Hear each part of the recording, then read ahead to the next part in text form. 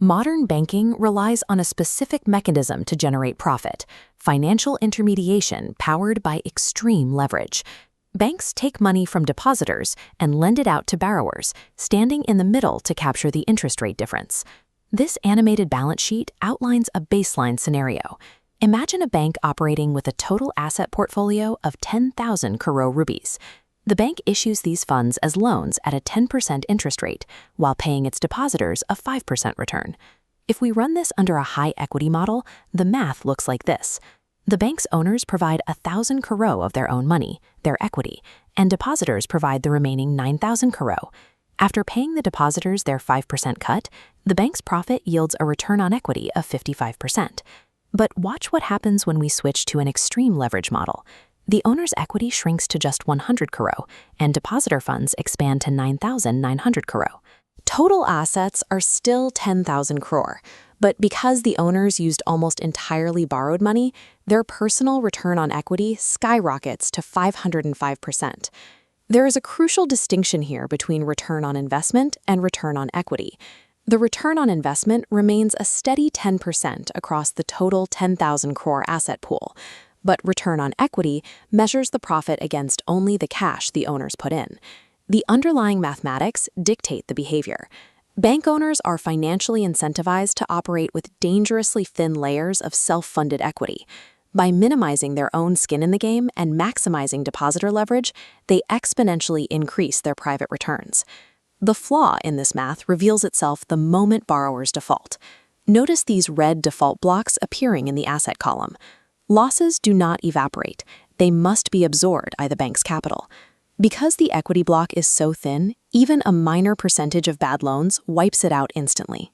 Once that equity is gone, the losses begin eating directly into depositor funds. When the public realizes their deposits are being destroyed to cover bad loans, they rush to withdraw their cash. This triggers a bank run, freezing credit and spreading economic contagion. To prevent this specific chain reaction, central bank governors from the G10 nations convened in Switzerland at the Bank for International Settlements. They formed the Basel Committee on Banking Supervision. The committee engineered a global regulatory standard, the capital adequacy ratio. This requires banks to maintain a strict mathematical baseline of loss-absorbing equity relative to their risk. The Basel Norms do not exist to prevent banks from issuing loans. They exist to force bank owners to keep enough personal wealth inside the institution to guarantee they will absorb the financial shocks before the public does. In 1988, the committee released Basel I. It introduced the concept of risk-weighted assets. Holding capital against a loan backed by a physical house is entirely different than holding capital against an unsecured personal loan. This visual sorting machine illustrates how Basel I classified those risks into 4 flat buckets: 0% for sovereign government debt, 20% for interbank loans, 50% for secured mortgages, and a heavy 100% risk weight for corporate and unsecured debt. Once a bank calculates the total value of these risk-weighted assets, Basel I mandates they extract exactly 8% of that weighted total and lock it away as protective capital. Watch as that 8% capital adequacy ratio block splits right down the middle. Half of it, 4%, must be Tier 1 capital, highly liquid core equity like the owner's cash. The remaining 4% is Tier 2, supplementary, harder-to-sell assets like subordinated debt. The math was clean, but the logic was dangerously simple. Under Basel I, a stable blue-chip mega-corporation and a highly volatile new startup were dropped into the exact same 100% corporate bucket. Basel I built a capital baseline for credit risk, but its rigid categories ignored market nuance, leaving massive blind spots in the global financial architecture. By 2004, regulators attempted to fix these blind spots with Basel II. They expanded the system from a single mathematical rule into a comprehensive 3-pillar framework. Pillar 2 empowered central banks to conduct supervisory reviews of liquidity, while Pillar 3 mandated strict market disclosures, forcing banks to publish their risk profiles for investors to see. But the massive upgrade occurred in Pillar 1. Here, the previous 100% corporate bucket shatters into a detailed spectrum. By integrating external credit ratings, risk limits could shift dynamically.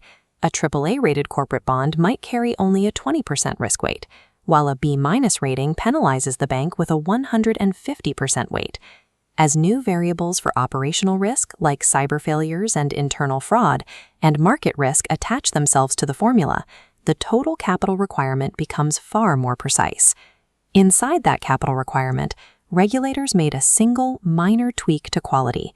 Within the 4% Tier 1 block, 2% had to be Common Equity Tier 1. That is pure, paid-up shareholder cash. Despite this immense mathematical granularity, the models possessed a fatal flaw.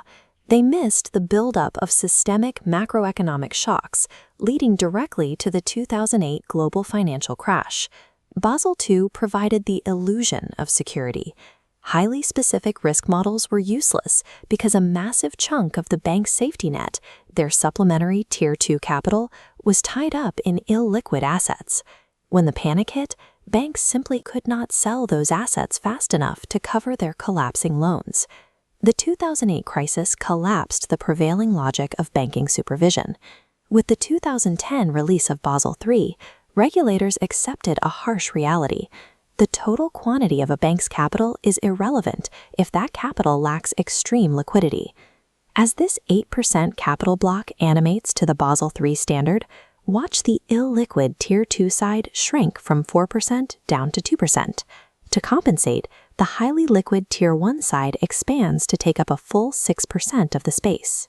Inside that expanded Tier 1 block, the Common Equity Tier 1 core grows to dominate 4.5% of the total requirement.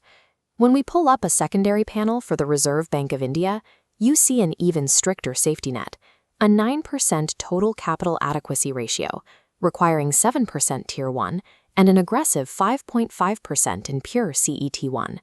The real-world reasoning here is structural. If a bank relies on startup investments or commercial real estate for its Tier 2 safety net, those assets take months to liquidate. Pure shareholder equity, however, absorbs market losses instantaneously without requiring a buyer.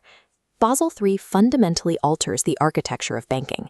It forces bank owners, rather than depositors, to act as the primary, immediate shock absorbers during a severe economic downturn. To prevent banks from ever reaching the edge of insolvency, regulators added the capital conservation buffer.